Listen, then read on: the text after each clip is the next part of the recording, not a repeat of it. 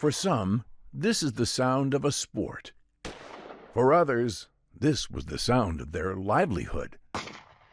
For a dwindling number of elderly sport hunters, this sound evokes fond memories of a bygone era of camaraderie and canvasbacks, a very special waterfowl that are hard to spot in large numbers today. The spectacle of thousands of wild ducks and geese soaring overhead filled the air, their calls like a wild symphony. Hunting them gave rise to the need to use hand-carved decoys, crafted by skilled and often humble individuals. These decoy carvers would give birth to uniquely American folk art. Today we know them as master decoy carvers. They turned duck decoy carving into an art form, creating collector's items that are now worth thousands, even millions of dollars. It is a fascinating and permanent part of American heritage. Their talents help preserve a piece of American waterfowl hunting history. An amazing history that links the conservation efforts of past generations to the challenges of today. It is a testament to the enduring connection between humans and nature. Hearing the forgotten stories of the past through the memories of older generations is a gift for all. Though many in younger generations may not have heard these stories, they are waiting to be uncovered and relearned. Throughout history, humans have interacted with these birds while they were migrating, both for food and sport hunting.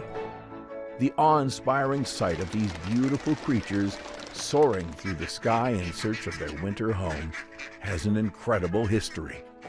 From the cold northern regions of North America to the warm southern states, ducks and geese navigate through 4 different flyways: the Pacific, Central, Mississippi, and Atlantic, to reach their destination.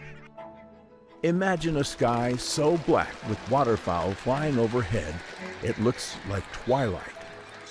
Warren Magruder, a 95-year young retired Army general, still remembers those sights and sounds from his days as an avid sport waterfowl hunter in Maryland. He recalls the thousands of ducks that would land and take off in the Chesapeake Bay region, an important part of the Atlantic Flyway. One of his favorite duck species, the canvasbacks, with their unique red eyes, were once extremely numerous.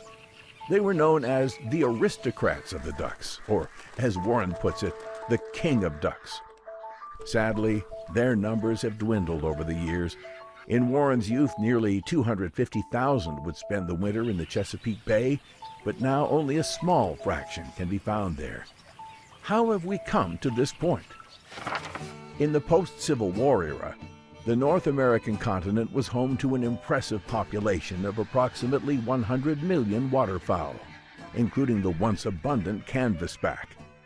This was a time when local men relied on their skills to find the next meal for themselves and their families. Duck hunting became one of their mainstays. However, this seemingly endless food source was also in demand for the rapidly growing population of America. As a result, the practice of market hunting emerged in the late 1800s and thrived in the early 1900s. Hunters who loved the sport, or who simply hunted to provide for their families, could now also earn a living through their passion. They were regarded as outstanding citizens in their hometowns, as they not only fed their families but also helped to feed many others. As the railroads and commercial ice-making plants expanded, market gunners saw an opportunity to profit from the abundant supply of wild ducks.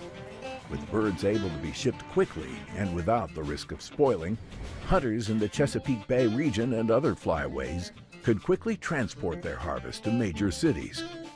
These market activities spread throughout the country, and soon similar practices were taking place all across the United States. Market hunting was a profitable industry in the United States during the late 19th and early 20th centuries. This new era of commercial hunting posed a threat to the population of waterfowl across the continent, as demand for these birds skyrocketed. In Louisiana, market hunting was a thriving industry. Boats like Lose 'em Quick employed 10 hunters, each with a daily quota of 200 ducks, and they shipped up to 2,000 ducks daily to the French market in New Orleans via train.